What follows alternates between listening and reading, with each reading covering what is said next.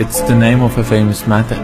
In this method, you set goals for yourself on a daily or weekly. You start to put cross to the days on which you have reached your goal. You make a chain with these crosses and you don't give up. You don't break that chain. But you have a problem.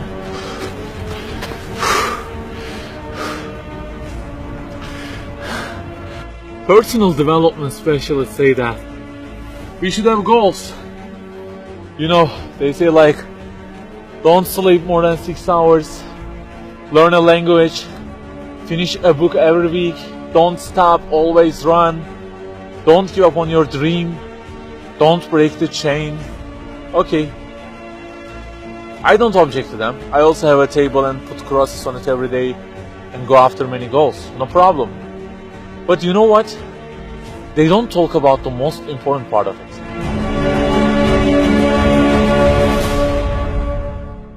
Let me give you a simple mathematical example. Try to imagine that you are adding numbers, and imagine that the numbers you have added up to this year is, for example, 35 in total, and you start from this year. For example, you will add 4 in this year, and then add 8 in next year, and it goes on. And there is an unknown time which counts down, and when it ends, you can't add any other number. Okay, you start the addition. Plus 4, plus 8, plus 7, plus 3. You add ambitiously, you keep adding and adding.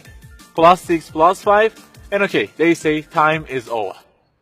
Then you realize that you have added the numbers into a giant parenthesis, and there is a zero multiplication at the end of it. It wipes out all the numbers you have added all those years, and the result becomes 0.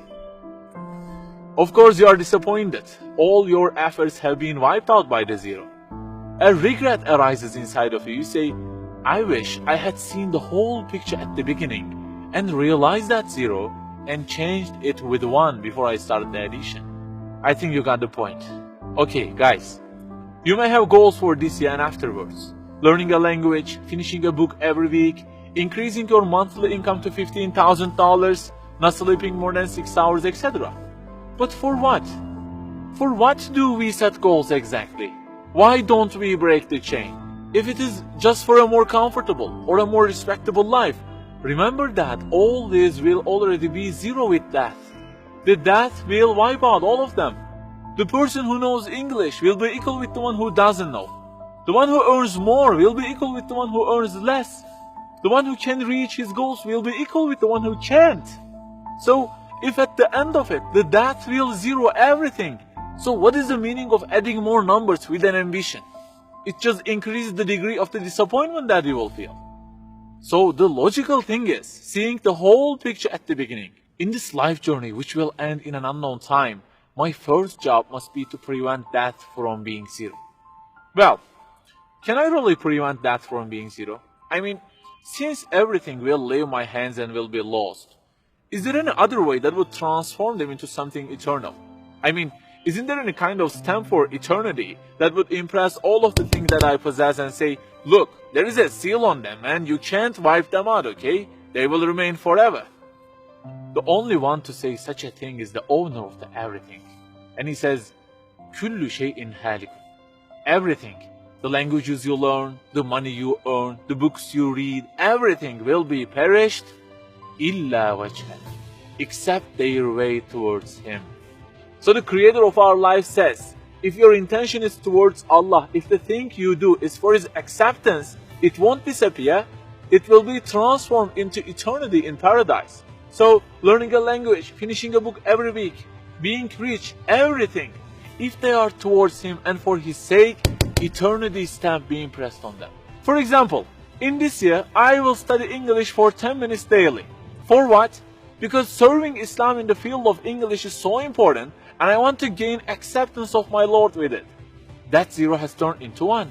This year, I will finish a book every week. Why?